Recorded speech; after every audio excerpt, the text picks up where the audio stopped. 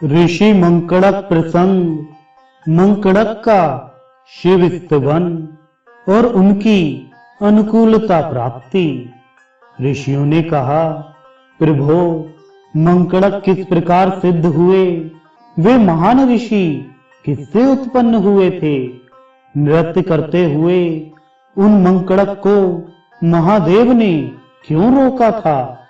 लोमहर्षण ने कहा, ऋषियों, मंकड़क मुनि महर्षि कश्यप के मानस पुत्र थे। एक समय वे ब्राह्मण देवता वल्कल वस्त्र लेकर स्नान करने गए।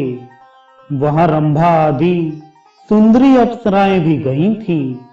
अनिंद, कोमल एवं मनोहर रूप वाली वे सभी अप्सराएं उनके साथ ही स्नान करने लगी। उसके बाद मुनि के मन में विकृति हो गई। फलतः उनका शुक्र जल में स्खलित हो गया।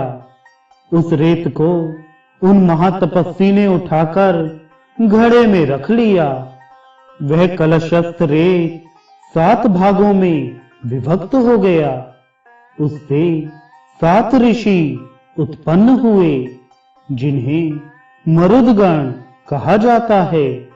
उनके नाम हैं वायु वेग, वायु बल, वायुहा, वायुमंडल, वायुज्वाल, वायु रेता एवं वीर्यवान वायु चक्र।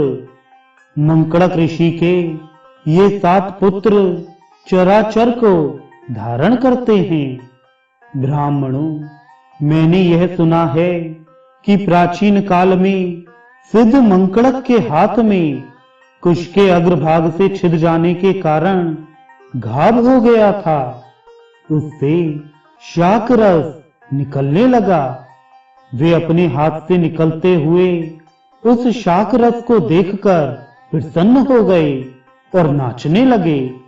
उनके नृत्य करने से उनके साथ संपूर्ण अचरचर जगत भी नाचने लगा। उनके तेज से मोहित जगत को नाचते देखकर ब्रह्मा आदि देव एवं तपस्वी ऋषियों ने मुनि के हित के लिए महादेव से कहा, देव, आप ऐसा कार्य करें जिससे ये नृत्य ना करें, अर्थात उन्हें नृत्य से व्रत करने का उपाय करें। उसके बाद हर्ष से अधिक मग्न उन मुनि को देखकर एवं देवों के हित की इच्छा से महादेव ने कहा, मुनि सप्तम, ब्राह्मण श्रेष्ठ, आप तो तपस्वी एवं धर्म पथ में स्थित रहने वाले हैं।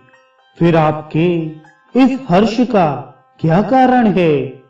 ऋषि ने कहा, ब्राह्मण, क्या आप नहीं देखते कि मेरे हाथ से शाक का रस चू रहा है, जिसे देखकर मैं अत्यंत आनंद मग्न होकर नृत्य कर रहा हूं। महादेव जी ने हंसकर आसक्ति से मोहित हुए उन मुनि से कहा, विप्रवर, मुझे आश्चर्य नहीं हो रहा है, किंतु आप इधर देखें। विप्रेंद्रों, श्रेष्ठ मुनि से ऐसा कहकर दैदिप्यमान भगवान देवाधिदेव महादेव ने अपनी अंगुली के अग्रभाग से अपने अंगूठे को ठीक किया। उसके बाद उस चोट से हिमतुल्य स्वच्छ भस्म निकलने लगा। उसे देखने के बाद ब्राह्मण लज्जित होकर महादेव के चरणों में गिर पड़े और बोले, मैं महात्मा शूलपाणी महादेव के अतिरिक्त किसी को नहीं मानता।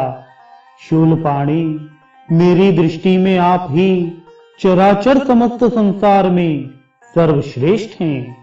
अनघ ब्रह्मा आदि देवता आपके ही आश्रित देखे जाते हैं।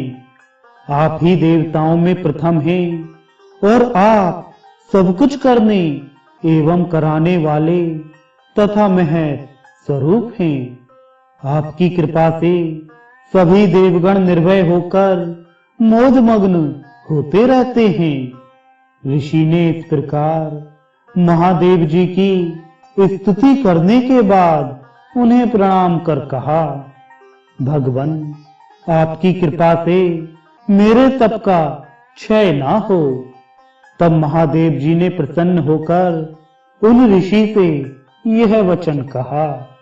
सदाशिव ईश्वर ने कहा, विप्र, मेरी कृपा से तुम्हारी तपस्या सहस्त्रों प्रकार से बढ़े।